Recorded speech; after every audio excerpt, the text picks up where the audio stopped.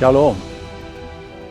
In Johannes 14:27 sê vrede laat ek vir julle na, laat julle harte nie ontstel word nie en bang wees nie. Na Jesus se opstanding groet hy elke keer met Shalom, vrede. Onder hierdie omstandighede is dit duidelik dat Shalom 'n uitsonderlike betekenis en bedoeling inhou. Shalom is een van die sleutelwoorde van redding in die Bybel.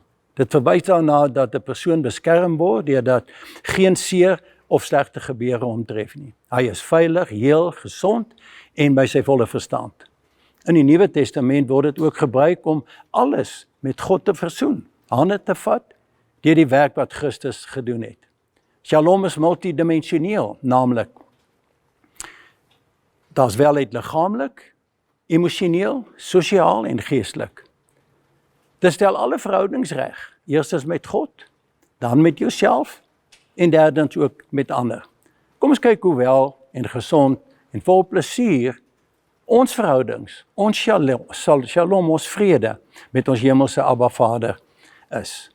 Uit die geskiedenis sien ons dat die mensdom vyandig teenoor God was. Hulle het afgode gemaak om verwerp om koning oor hulle te wees en aangedring op 'n aardse koning. Hulle wou nie met God praat nie en sê vir Moses selfs, hy moet eerder namens hulle met God praat en dan met hulle kom praat. Die Here het baie van hulle opstandigheid en sonde verdra. Maar die oomblik wat 'n vreemde God of gode in die prentjie kom, dan sien ons hoe ernstig God reageer. In Rigters 6:24, gee God opdrag dat Gideon die heilige boom moet afkap en dit as brandhout moet gebruik op die nuwe altaar om aan God te offer. 'n Versoeningsoffer, 'n vredesoffer, 'n shalom-offer.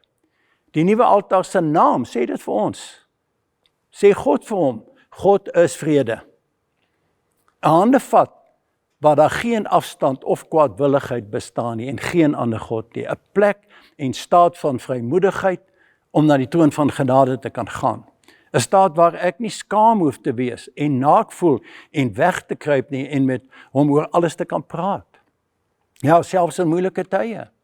Jesus sê, my vrede gee ek aan julle. Hy is vrede. Ons kan voorwaarde stel.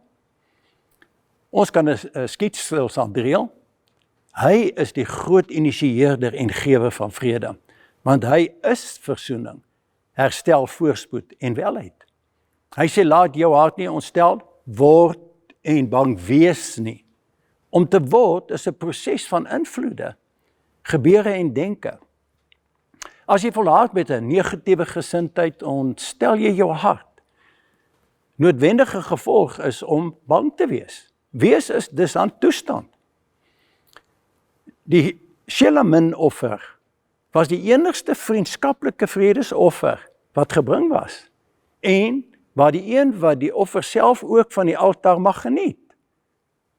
Sonder versteur shalom. Paulus sê, gee jouself as 'n lewende offer, vat God se hand. In die eerste plek offer jy jouself. Dit is al wat die afstand verwyder, dan moet daar fees gevier word, waar die Here en jy mekaar geniet.